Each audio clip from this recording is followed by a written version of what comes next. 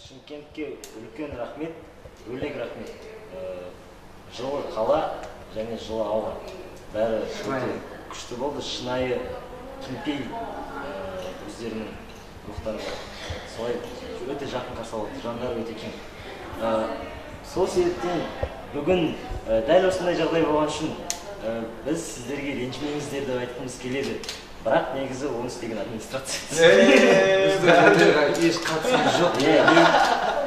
Өйткені ол жердегі не деп атады, сарайдың адамдары сөйтіп айтады, бізге істеуге тура келеді.